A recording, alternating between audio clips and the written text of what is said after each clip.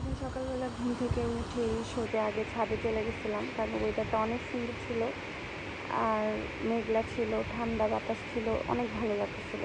আর এমনিতেও সকালবেলা ঘুম থেকে উঠলে মন মাইন্ড সব ফ্রেশ থাকে, আর এত সুন্দর বাতাস, এত সুন্দর ওয়েদার দেখলে আরও ভালো লাগে। আর ছাদে গিয়ে দেখলাম ছোট ছোট ফুল ফুটেছে এই বাগানটাতে, ফুল গাছগুলোতে। আর এখানে কাদের জানি গাছ, তো ওইখানে হচ্ছে লেবু, তারপরে রজনীগন্ধা ফুল গাছ লাগাইছে, ওইখানে রজনীগন্ধা ফুল ফুটছে। আরও টুকটাক এরকম করলা গাছ, আরও অনেক গাছ আছে। তো আমি জাস্ট দেখতেছিলাম আশেপাশে ঘুরে ঘুরে গাছগুলোর, আর ভিডিও করতেছিলাম। আর আমার ফুল বাগানে অনেক সুন্দর সুন্দর ফুল ফুটছে, ওইটাই দেখা বেসিক্যালি মনটা ভালো হয়ে গেছে।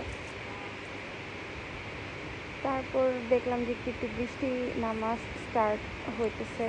তো আমি আর ওয়েট না করে একটু পরেই নিচে চলে আসছি।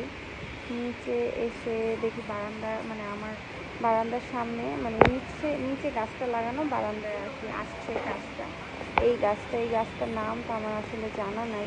অনেক সুন্দর ফুল ফুটছে, এটার মধ্যে দুইটা কালারের ফুল হয়, এরকম লাল আর সাদা, আবার একদম সাদাও হয়, অনেকগুলা কলিও আসছে।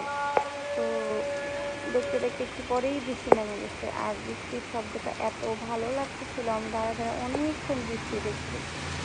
তারপর দেখলাম যে আমার ঘরে এই অবস্থা, মানে আমার মেয়ে এগুলা করছে, ওরা খাওয়াইতে গেলে আমার এইগুলো সব বের করে দিতে হয়, না হলে ও খায় না। ঘরের খুবই খারাপ অবস্থা ছিল। তারপর ঘরটাকে খুব সুন্দর করে গুছালাম, তারপর এই বেড কভারটা বিছাইছি। এটা আমি পাঁচমিশালি পেজ থেকে আই থিঙ্ক কিনছিলাম, ভালোই লাগছিল।